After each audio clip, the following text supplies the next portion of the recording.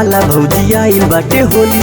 आज तोहर लहंगा भीजी भीजी तोहर चोली, भीजी तोहर चोली, भीजी तोहर चोली। आवा रंगा वाला भौजी आइल बाटे होली। आज तोहर लहंगा भीजी भीजी तोहर चोली। काहे करेलू शरम छोटू देवर बानी हो, बड़ा मजा मिली ले बुझब डालवाई डालवाई। ऊपर से रंगवा डालबिए भौजी, रंगवा नीचे सरक जाई। ऊपर से रंगवा डालबिए भौजी, रंगवा नीचे सरक जाई, सरक जाई।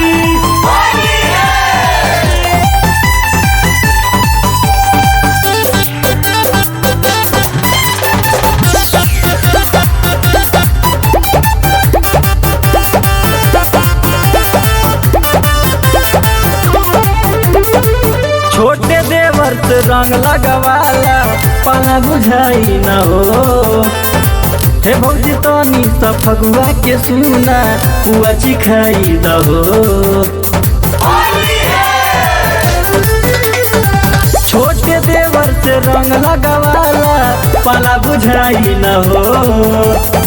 हे भौजी तनी सा फगुआ के सुना, पुआ चिखाई दहो। भौजी हो खाना गरम बाटे होली के मौसम, ना तो होली के बाहर देखा चली जाई, चली जाई। ऊपर से रंगवा डालबिए भौजी, रंगवा नीचे सरक जाई।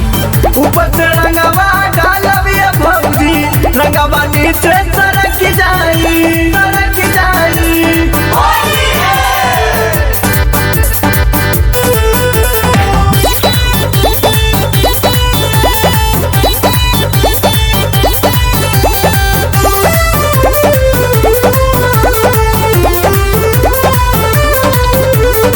ऐसा ना मौका भौजी कबो हो मिली, रंगे दया जो सुना मन भर के।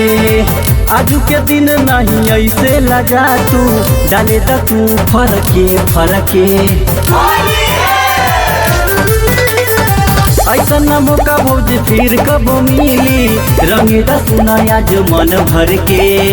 आजू के दिन नहीं ऐसे लगा तू, रंगे दा आज फरके फरके। बाटे गोलुआ के मन पूरा रंगे दा बदन, टूटा फूटा से ले तू तनी डलवाई डलवाई। ऊपर से रंगवा डालबिए भौजी, रंगवा नीचे सरक जाई।